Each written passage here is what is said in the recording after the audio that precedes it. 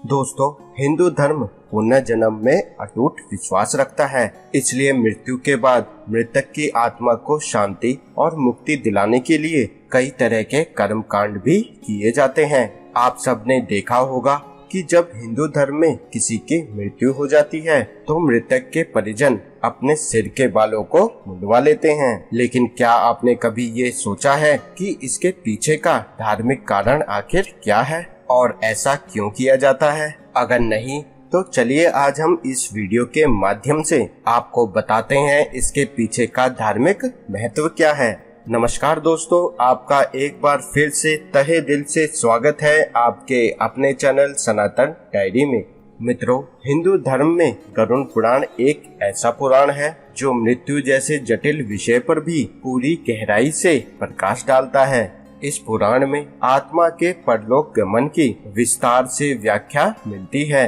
गरुड़ पुराण के अनुसार रीति और नियम के साथ किए गए कार्य से ही आत्मा को अगले जन्म अर्थात नए शरीर में उसके लिए द्वार खुलते हैं या फिर उसको स्वर्ग की प्राप्ति होती है। अब इन्हीं कृत्यों में से एक है मृत्यु होने के पश्चात परिवार के पुरुष सदस्यों का मुंडन करवाना। इस मुंडन में सर और चेहरे के सभी बाल निकाल दिए जाते हैं। हाँ, यदि उस परिजन ने अपने सर पर शिखा अर्थात चोटी रखी हुई है तो उसको काटा नहीं जाता। चोटी को काटने का प्रावधान नहीं है। आइए जानते हैं दोस्तों कि आखिर ऐसा करते क्यों हैं। इसका सबसे पहला कारण है स्वच्छता।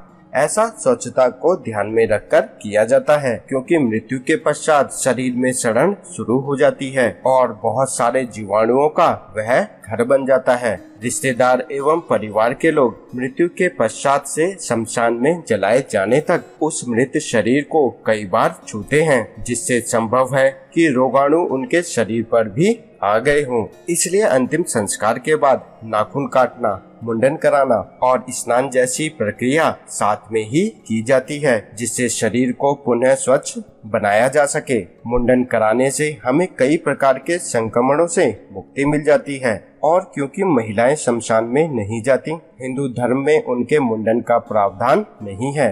कृतज्ञता का निशान।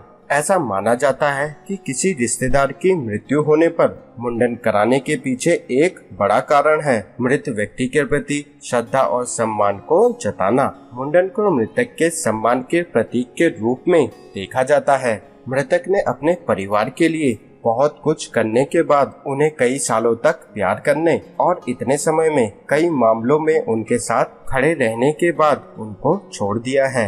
इसीलिए सांसारिक कृतज्ञता के एक निशान के रूप में भी मुंडन को कराया जाता है, जिससे उनकी आत्मा को इस नियम के माध्यम से मिलने वाले सम्मान के कारण संतुष्टि मिलती है। पातक का असर कम हो जाता है। जिस तरह घर में बच्चे के जन्म के बाद सूतक लगता है, उसी तरह गरुड़ पुराण के अनुसार परिवार में किसी सदस्य की मृत्यु होने पर लगने वाले सूतक को पातक कहते हैं। ऐसा माना जाता है कि व्यक्ति की मृत्यु होने के कुछ समय बाद तक उनके परिजनों में एक प्रकार का अशुचित्व रहता है।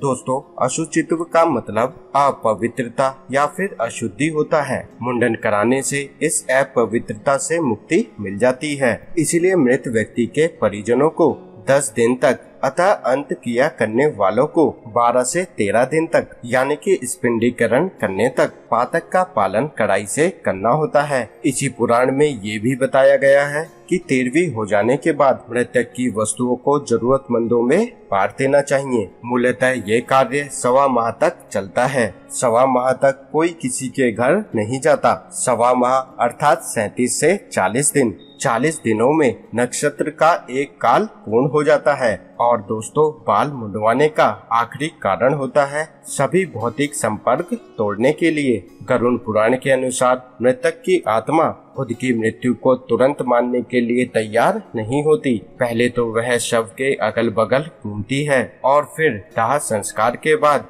घर या परिजनों के आसपास घूमती रहती है, परंतु इंद्रियों के अभाव के कारण उनका भौतिक संपर्क नहीं हो पाता तथा इस संपर्क को बनाने में सर के बाल सहायक सिद्ध होते हैं। इसीलिए इस संपर्क को पूरी तरह से तोड़ने के लिए ही सभी का मुंडन किया जाता है। तो दोस्तों, ये थे वे प्रमुख कारण जिसकी वजह से हिंदू धर्म में मृत्यु के बाद उनके परिजन मुंडन करवाते हैं। हम उम्मीद करते हैं दोस्तों आपको आज की हमारी ये वीडियो पसंद आई होगी। अगर वीडियो अच्छी लगी हो तो नीचे एक कमेंट करके हमें अवश्य बताएं और वीडियो को अपने दोस्तों और सगे संबंधियों के साथ जरूर शेयर करें ताकि उन्हें भी इस बात की जानकारी अच्छे से हो सके। दोस्तों ऐसी ही और आध्यात्मिक और धार्मिक जानकारी के लिए चैनल को सब्सक्राइब करना ना भूलें, साथ ही बेल आइकन पर भी प्रेस करें। फिलहाल आज के लिए इतना ही, अब इजाजत दें। आपका बहुत बहुत शुक्रिया।